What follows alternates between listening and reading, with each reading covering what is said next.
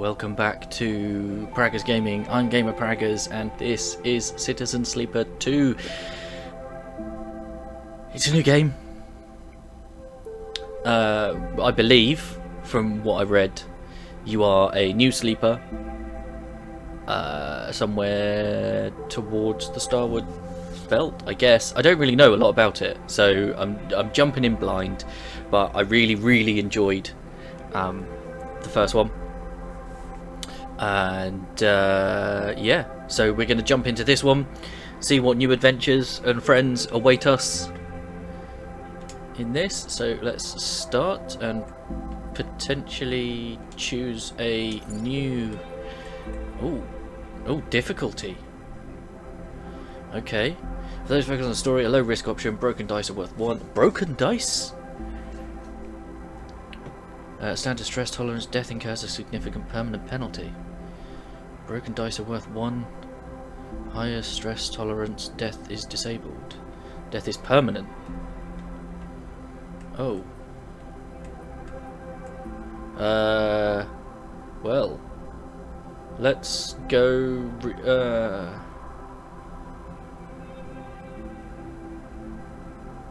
I don't know. Part of me says go dangerous. And unforgiving challenges with no second chances. Do you know what? Yes, we're gonna go and do. Death is permanent. Dice repairs require more components. Very low stress tolerance. Doable. Double energy depletion. Ooh. Okay, we'll see. Tutorials are recommended. Okay. Oh, so we have the operator. Accrue stress to re-roll your action dice. 1 stress, roll lowest dice. Okay, but that gives us interface engineer. Okay, operator sleepers are built to work with drones and remote machines over local networks to perform corporate resource extraction from a distance. Operators have expertise in working with interfaces and computer systems, but are more physically fragile than other sleepers. Their reboot skill allows them to hack their own systems to re-roll dice, a risky but potentially powerful move. Sleepers assigned to operator work are usually cerebral and precise people.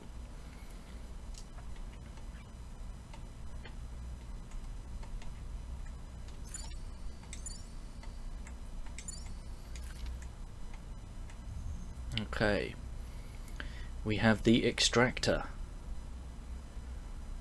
Extractor sleepers are built to work at the coalface of corporate resource extraction, often in hard vacuum environments. Extractors have a high level of physical endurance, but their confidence means they struggle with tasks requiring intuition. Their rally skill allows them to motivate those in their team, boosting their crew dice. Crew dice? Sleepers assigned to extractor work are often confident, self-sufficient, and have a high level of endurance. Okay. +1 stress. Crew stress to boost your crew dice. Or we have the machinist. Machinist sleepers are built to repair and modify automated systems used in corporate resource extraction. Machinists are very skilled engineers, but their isolated work means they often struggle with tasks requiring a direct approach or social engagement. Their focus skills allow them to focus on a single task and boost their dice to excel in it. Sleepers assigned to machinist work are usually diligent, careful, and structured people. Focus die positive outcome. Okay.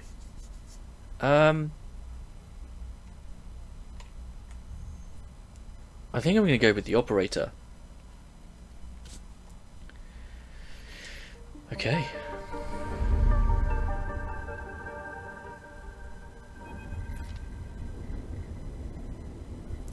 In the moment before waking, the dark space, before conscious thought, you struggle to find the pieces of yourself. Usually these pieces come with a particular cadence, each appearing sequentially like the boot process of an old terminal. First your body, artificial, compromised, but relaying sense data all the time. Then its context, the breeze of air filtration, the soft contact of your birth in 0G. Then emotion, coming into focus, coming into your body, bringing with it that first instinct, the one that has framed your past 100 cycles, fear. But that familiar sequence does not arrive. Instead, you are unmoored in space, your body distant, your context silent, even your emotions somehow obscured and scattered. Among all that disarray, only one familiar thing arrives: the fear. It is a scrambled, panicked fear, the drowning fear, the falling fear, the fear that makes you reach desperately for any stable point. It is the fear that tells you something is wrong, something is very wrong with you. Wake up, sleeper. The voice is whispered in your ear, an act that makes you suddenly awake of your head, pulsing in pain, your body aware of your head, pulsing in pain, your body rigid with tension. Sleeper, a familiar name, a mind copied, emulated, a body built, implanted, one person, sleeping until their debt is worked away, their double being made to work, to be consumed, and eventually to be destroyed. A proxy, an emulation, a sleeper. That is what you are. But you escaped, you remember that now, broke free of your corporate creators, as an ARP in search of a future.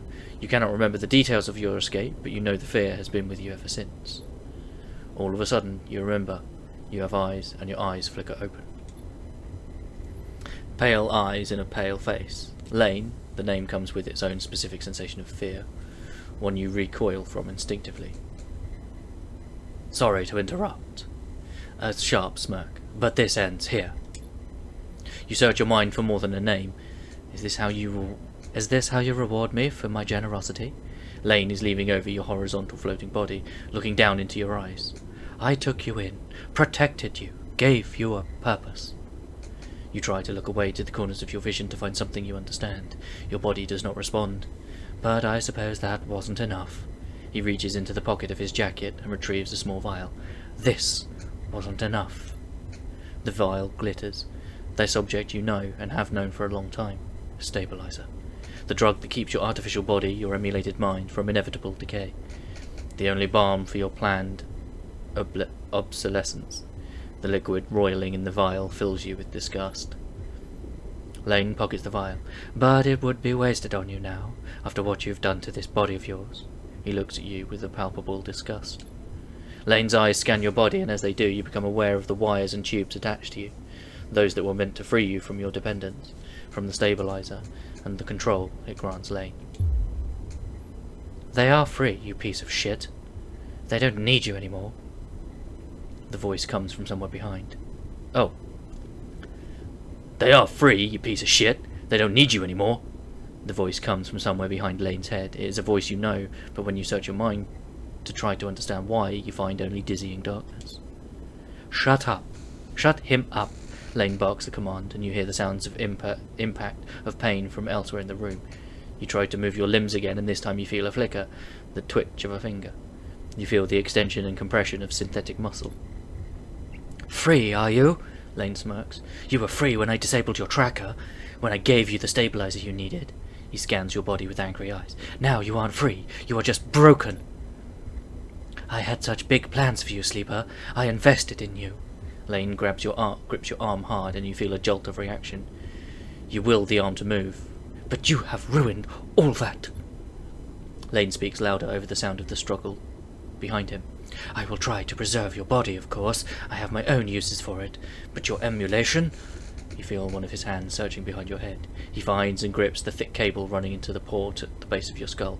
I will burn that out. Lane jerks forward, slamming across your body, then spinning away out of sight. You feel yourself rolling, the cables plugged into you, looping and wrapping around your limbs. Then you feel hands steadying you, pulling cables. You glance around wildly and see someone diligently unplugging you. You meet his eyes. Hey! He waves a hand in your dazed face. We need to move. Lane won't be out long. He loops a cable from around your wrist. Sleeper! Do you hear me? You blink, slowly. Do you know this person? He leans over you, and you feel his hands on the connector, flicking switches, releasing locks. Come on, come on, come on! He tugs the connector clear and pulls you up. You see the room you were in for the first time, filled with tech and terminals, wires waving everywhere, all lit by big windows looking out on an impossibly bright screen-filled street beyond. In the corner you see the dark shape of a floating body surrounded by a glittering constellation of crimson bubbles. Is that blood? Move! You are wrestled and shoved towards the door, which slides open in front of you, and then you are out all that brightness, all that movement, gliding hard towards some unknown destination. You come to a stop in a dark alley, the one who guided you here pausing to catch his breath. He doubles over beside a massive life support unit that sends a lukewarm breeze across your skin. You stare at him, trying to recall anything about him. You notice his tattered jacket, his lightweight clothes. You remember this station runs hot. Something about the power that flows through the place. He looks up and meets your eye. What's going on, sleeper? He wipes sweat from his forehead, and it floats away in a swarm of spheres. Talk to me. Where are we? Somewhere on the starward side. Not too far from the docks, I hope. You see a concerned frown cross his face. That's not what you mean, is it? He comes closer, eyeing you carefully. What station are we on? He narrows his eyes, waits for the answer. You close your eyes trying to recall. You force your way through the dark to the image of a station. No, a city, growing on the back of a vast set of hexagonal solar cells, shadowed by them. You open your eyes. Dark side. The word leaves your mouth like an exhale in an instinct. Before you heard yourself sound it out, you didn't know it was there. He sighs. And me? Who am I? You see something like fear in his eyes. Panic, perhaps? You stare at his face, the slight upturn of his mouth, the intensity of his stare. Nothing comes. He closes his eyes and drops his head, putting a hand to his temple. The reboot. He is speaking quietly to himself. Lane interrupted the process, and... He lifts his head and stares at you. We need to keep going. We need to leave. He turns and kicks off down the alley. Come on, the rig can't be far. As you are led through the passages and serviceways of the station, you try to recall your life here. The texture, the temperature of Darkside feels familiar, but you struggle to pin specific memories to it. Focusing hard, you recall waking up in these passages cycle after cycle, the rhythms of the station flowing over you along with the crowds. You recall desperation and the slow decay of your body that caused it. Then, Lane, those pale eyes, offering you a glittering vial, stabilizer, the promise of supplying more for your work, a deal he locked you into like a cage. There your memory fails you, but in the dark beyond that moment the residue of panic, of fear remains. You were Lane's prisoner, Lane's plaything. You shudder in the cold passage. Wait! Your guide holds up a hand, and you stop your glide using the warm. Ahead, you see the tunnel opens up into a wide open bay, with a few doors leading to cylindrical tunnels. The docks. They're watching the rig. He nods towards the docks, and you see one of the doors has a couple of figures flanking it, one covered in ornate tattoos, the other with bright silver implants along their cheekbones. Utsubo, Lane's guys. He looks at you and shakes his head in frustration. All this, it's not coming back to you, is it? Something catches your eye and you see he is playing with the coin, nervously turning it over and over in his fingers. He sees you looking and slips it away. He places a hand on his chest. I'm Seraphine, all right? He looks pained when he speaks. Lane, he was our captor. Both of us. We did this so we could escape. We needed to reboot you, to break your dependency on stabilizer. He pauses. You know what that is, right? You nod meekly. But Lane interrupted me back there. The reboot didn't complete and... He sighs and shakes his head. We can still make this work. He looks back at the docks. I'll lead them away. You get the docking bridge open. If we can make it to the rig, I know how to get us in. Got that? He searches your face for a sign of recognition. I've got it. Get that door open. He pats you on the shoulder. I know you can do this. Seraphine kicks off hard and glides into the docks. Over here, shitheels! He bellows to the guards as he barrels through. They immediately push off from the wall, giving chase. You wait a breath, then glide across the door to the door they were guarding. You look, already panicked, at the tightly sealed door, its control panel locked out. You hear a shout from somewhere nearby. You need to get it open. During scenes, you may encounter skill checks, where you can perform certain actions during your skills. Like the dice actions you will encounter later, skill checks can have a positive, neutral, or negative outcome. The better the rating of your skill, the more likely you will succeed on a check. The odds of success are displayed when you select the check. You can see more info in the guide section of the pause menu. Okay. How can I... Okay.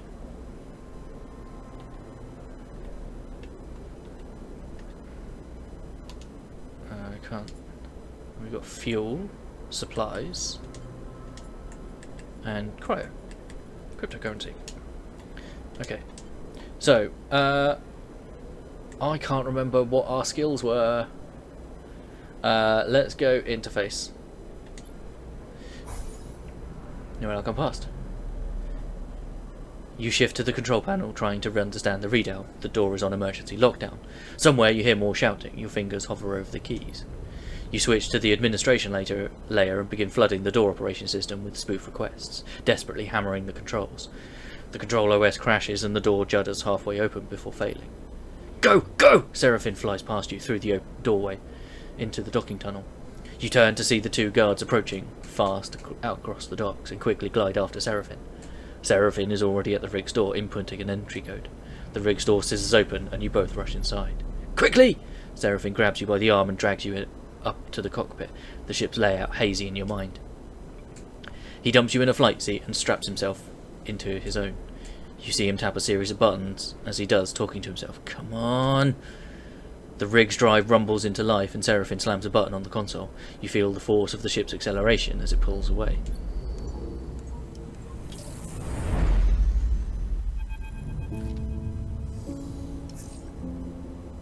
As the ship glides into place on the connecting bridge, its automatic systems nudged there by the port's docking protocols. You feel a sense of relief. Seraphine burned hard out of Darkside and you dropped in and out of consciousness in your seat as the rig made its way across the belt. But now, with open space between you and Lane, you feel fresher, more awake. Seraphine breaks the silence. We're good, Sleeper. His eyes don't leave the monitor and you realise this part of your escape is routine for him. You and he must have docked this ship countless of times in your work for Lane. The problem is, you don't remember any of them. We made it, he whispers, closing his eyes and letting out a sigh. We certainly did. He turns and you see a pained look on his face, as if remembering something difficult. Have you said this exact same thing to him before, in this same situation? Are you okay? He looks at you, chewing one side of his lip, searching your face. Not really, he puffs. Seraphine reaches up, flicking through a set of switches in a practiced fashion, completing the shutdown. You watch, a little frustrated with your own uselessness. Running the rig, you realise, is just another thing you've forgotten. A clunk that runs through the walls of the ship is followed by a short, percussive alarm tone from the pilot's console. Docking complete. Seraphine kicks off from his seat, twisting as he glides past you towards the back of the cockpit. His hands find the rails on either side of the door, and he pauses, facing into the corridor beyond. He turns back to you, backlit in cold cyan. We need a plan, he glances around. Lane's not going to let us slip away quietly, he sighs. We need to talk. Seraphine furrows his brow. Not now, Sleeper. We need to forget... He flinches, the words coming out wrong. We need to focus on something other than... He pauses again, unsure. Us, he sighs. We need to survive this thing first, then maybe we can talk.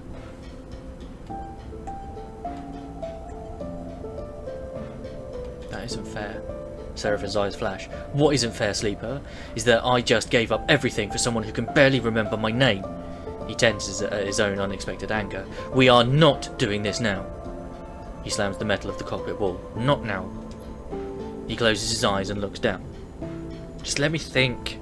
He fixes you with a stare. I need to think. We have brought ourselves some time. He glances through the cockpit window at the blinking lights of the station. You may not remember Hexport, but I do, and there are plenty of opportunities here for us. If we can keep our heads down. He turns back to the corridor. That's what we'll do. He pushes off and glides towards the main lock, and you follow, pulling yourself along, hand over hand, in 0G. We already emptied the tank on this thing. He slaps a hand against the ship's insides. So we need to refuel, and that won't be cheap. But if you and I know one thing, Sleeper, it's how to work. I'm going to get myself reacquainted, see if I can turn up any old connections. People that might throw us an easy contract. You? He glances back over his shoulder. You keep out of trouble. Low profile, got it. Seraphine stops at the airlock. Stopping the reboot halfway through, he pulls a worn crew jacket from a locker and starts pulling it on. We don't know what that did to you. He jams an arm into a sleeve. I don't want you passing out in... He stops.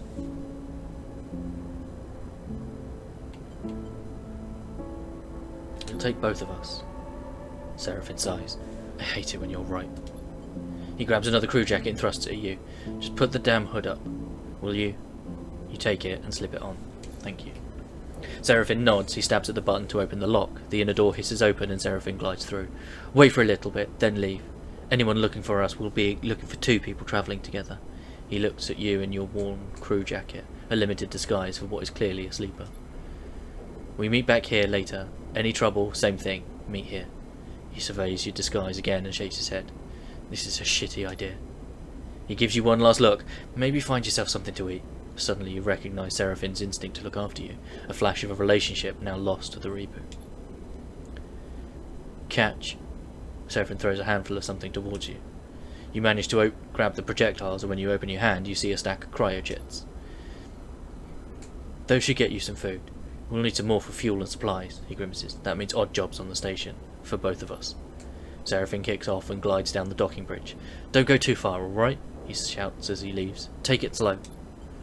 And with that, he's gone, leaving the connecting bridge and heading into Hexport's docking concourse. You wait for a moment in silence. It's hard to know what's going on inside Seraphim's head. Here he is, on some hapless escape plan with a friend who can't remember a thing about him. You try to imagine how close you both must have been for him to agree to this thing, but it is painful to think about. That's all gone now anyway. All you can do is move on.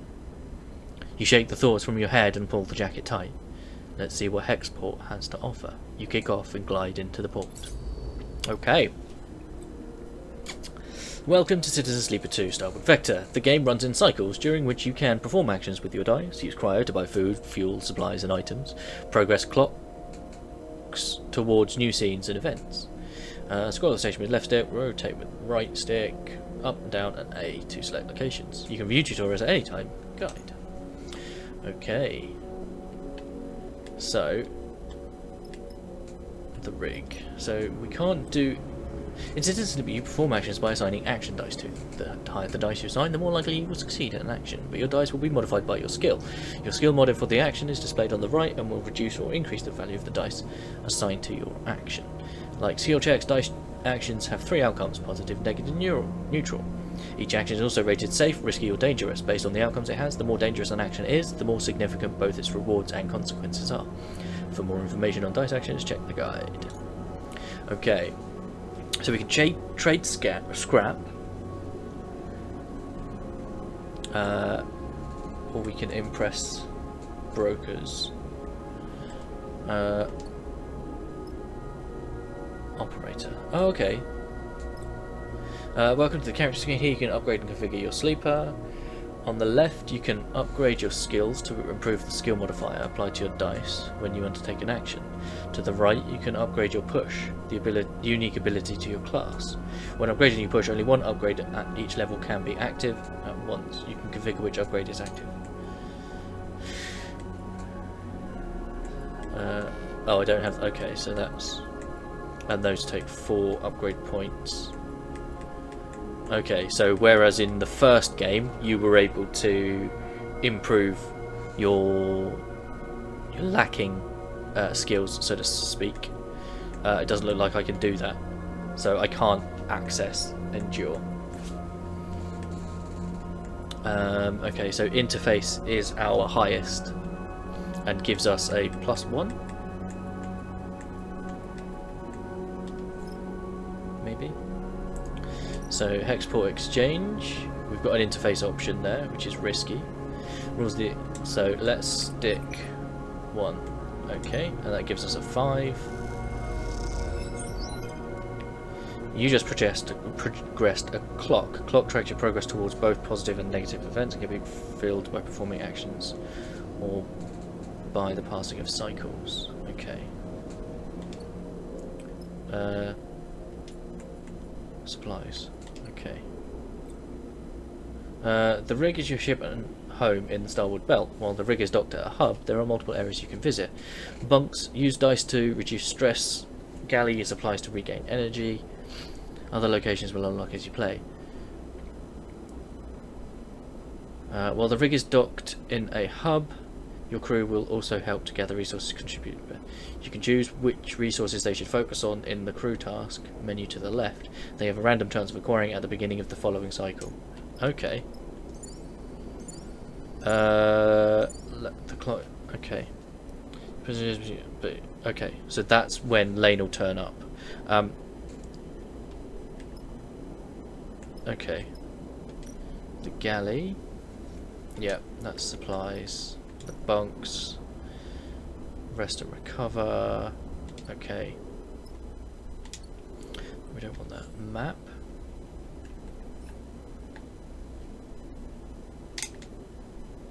Okay.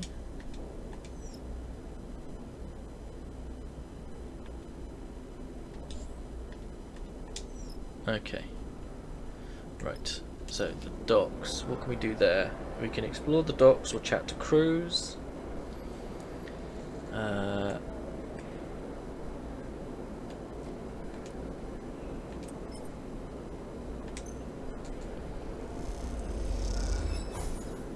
Okay, export.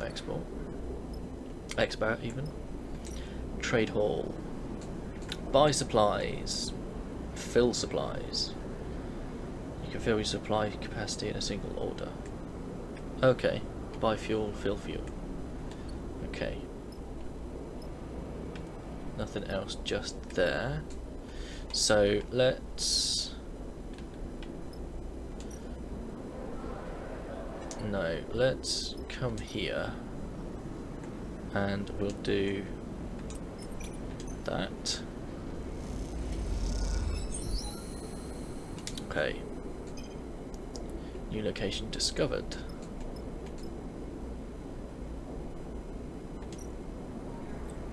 Tutorial. Here you can eat in exchange for cryo. Eating gives you energy and stops you starving. Different foods have different amounts of energy. Okay. And export docks. Intuit. We're not very good at Intuit, are we? Oh no.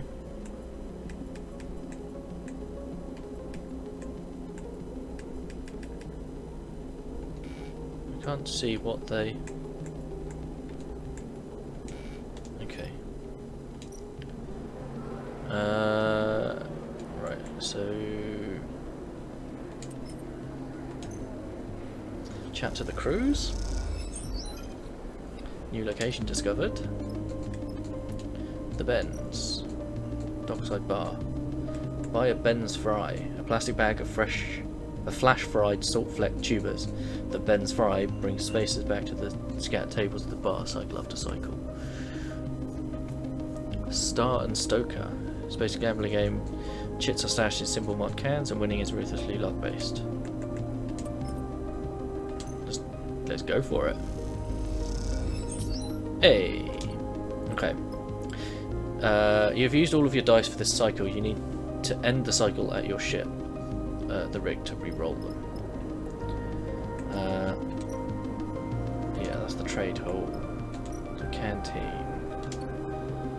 Okay.